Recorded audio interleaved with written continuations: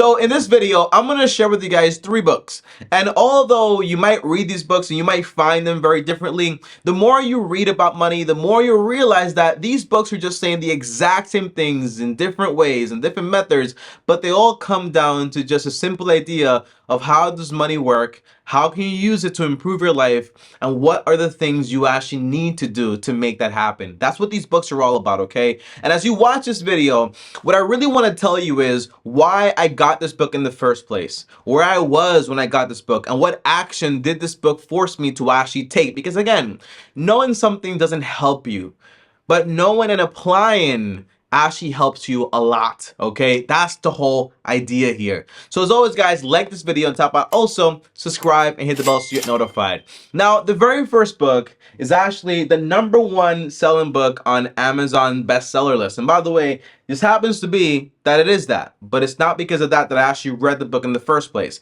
It's called The Psychology of Money by Morgan Housel, if I'm not confused by his last name. I always mess up last names, okay? Housel. Housel. I'm sorry. But this book, when I originally read this book, I got it because everyone told me, Tommy, this right here is one of those books, you need to read it. It was on everybody's list, and I said, I hate reading things that everybody likes because usually it just lets me down. But I said, I'm gonna go ahead and read this book. 7 reads later, meaning I read the book like 7 times, it's become literally one of my favorite books. But at the time, when I read this book, I thought I had 100% control of my money. After reading this book, what I realized was that all I'm doing when it comes to money, and all we do as investors, is we try to put the odds in our favor. But in reality, a lot of different things happen in money, in history, that you really can't predict and you can't account for. So the best you can do is just try to do things in a way that keep you in the game for a longer time. So some changes that I made was, instead of going out there and basically trying to diversify like crazy, which for me was not the right strategy, I basically just did some anti-diversification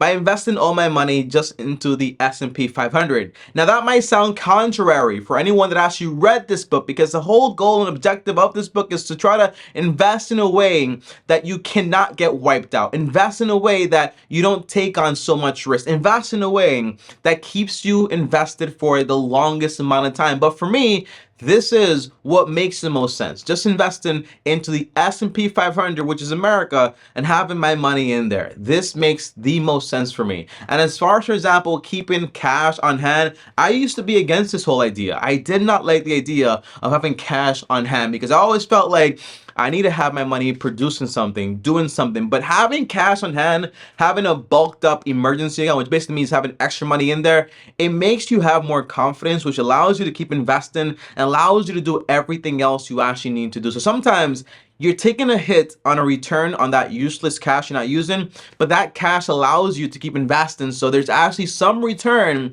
that you need to calculate with some fancy equation. But the point is, having cash on hand makes sense for me. Investing just into this 500 makes sense for me. And when it comes to finance, what it really is personal. So if you try to take on somebody else's illustration or tactic or lifestyle that does not apply to you, whenever times get hard, you're more likely to actually run away and quit. Now, #2, second book here, guys, is going to be The Barefoot Investor by Scott Peck. I cannot do last names, I'm so sorry, but by Scott. Now this guy, I read this book, I don't even know where I got this book from, who recommended it to me, but it sounded weird, and I was like, I'm gonna read this book, let's see what this guy's talking about. And I also sold a lot of copies. I was like, there has to be some good information here. Now, remember, reading about finance and money and literature is my job. It's what I do. Doesn't mean you need to do that personally, okay? To be good with money. It just means that it's what I need to do to be able to teach you guys everything I possibly can about money.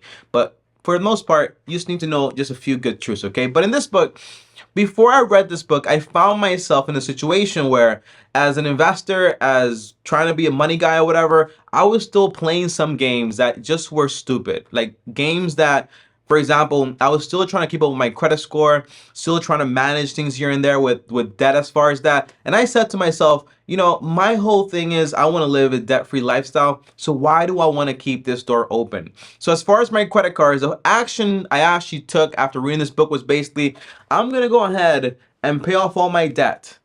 and close down my credit cards. Basically, I'm not able to get into any more credit card debt because I no longer have any credit cards to actually be able to get into debt to. I paid off all my debt also, the debt I have for student loan debt, that I have for like a business stuff. I paid everything off. So today I live absolutely debt free. And it's because this book, and I read this guy's life and I was like, that's the type of life I actually want to live. And it kind of just tells you, hey, you got to make a decision. Is this something you want to do or is it not something you want to do? So that's what it actually forced me to actually do. Now, I do have to tell you guys something.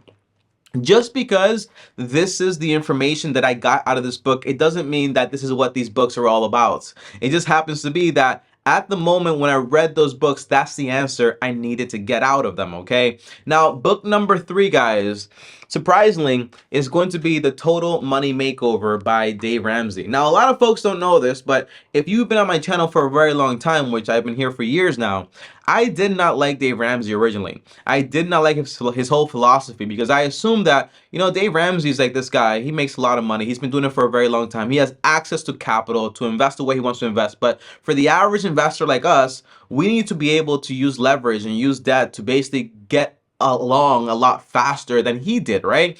And it was just like before I read Dave's book, I was getting ready to invest into a property. It was like $700,000 and it was like a 3-family property. And I was like, I'm gonna basically live on the bottom, rent the 2 on top, and basically pay the mortgage with this stuff. And one of my friends actually went ahead and did this, and it's working for him, but it's not the type of life I would actually like. I was actually getting ready to use as much leverage as I possibly could to get along as fast as I possibly could. And what I realized after reading this book, Dave Ramsey, was basically that what I really care about when it comes to money is not about the things. It's more about the independence.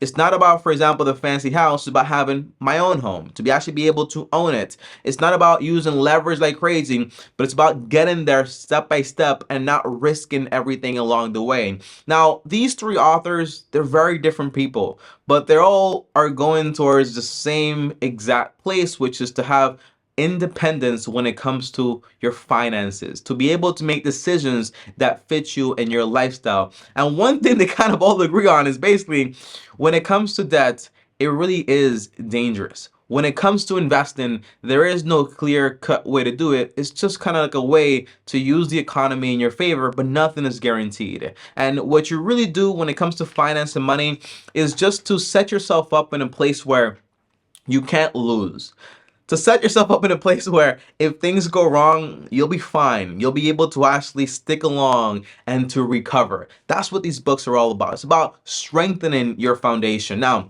these are 3 amazing books, and it's absolutely the books you actually need if you're interested in personal finance help. And eventually, I'll become an author. Eventually, I'll write a book on finance and money. But for right now, these books do exactly what the book I'm gonna make is gonna tell you, because good information, the truth is the truth, and no matter how you slice it, how you paint it, what story you say, it comes down to being the exact same thing at its core. Once you get enough knowledge, you'll be able to point these things also. But on top of these books, there are 3 more books that I recommend. These are honorable mentions. If you want to read them, you can, but you don't have to. And number 1 is going to be Acres of Diamonds. It's a great book. It's a short little book. You can read it like on a day or 2 days, and it's an amazing book. But it tells you, its core is that wherever you are, you're able to make things happen. You don't need to go somewhere else. You don't need to get other opportunities all of a sudden. You're able to actually just make lemonade with what you have on hand right now. Number 2 is The Richest Man in Babylon. It's a book that predates all these other books, but all these other books come from that one book when you actually read that book and you see exactly what it comes from. And the 3rd book is going to be The Millionaire Next Door, or Stop Acting Rich by Thomas J. Stanley. He has 2 books. They're pretty great. It's 2 authors. I just cannot remember the second person's name, okay? But at its core, it's a book that tells you exactly who the rich people are in America and what they actually do with their money, where they live, what they drive. And it kind of puts into perspective everything, because a lot of times we think that the rich people are the people that have those expensive houses, expensive cars, but in reality, those aren't them. They don't have fancy jobs that pay them millions of dollars. They have normal jobs, okay? And that's what the book puts into perspective. And at its core, my favorite book of all time is the Bible. And in the Bible, you can basically find absolutely everything. And that's the cool thing about literature, right? Literature, in the Bible, because the Bible is the truth, right? You can find everything in there. So whether you read a money book or the Bible or whatever book, at the end of the day, the truth is fairly simple. And you don't need to complicate it. You don't need 200 books on the subject. You just need to pick a few truths and just kind of stick with it. So to wrap this whole video up, which I should have like a few minutes ago, I'll tell you how I apply this as a whole in my life. Okay, so one, I try to live a debt-free life. Two, I try to have a strong emergency account, okay, for 3 to 6 months. Now, once I get to a certain point, I will want to extend this to at least 3 years, because this way you really have a solid foundation, although it sounds crazy, but 3 years would be amazing. And then three is I constantly keep investing, whether that's into the real estate market or whether that is, for example, into the stock market, without leverage, without debt, without any margins, without any loans. So it means if I want to invest into the stock market, I'm investing regularly, 10-20%. It means if I want to buy a house, what I'm doing is basically I'm saving up to buy it. And then four is before I went ahead and did anything else, I bought and paid for my personal home. This way you have more security, which basically means if the world were to end tomorrow, if things got very bad, if I lost my income, if I lost everything, my expenses would be low enough that having any regular job can kind of just maintain everything while things pick back up.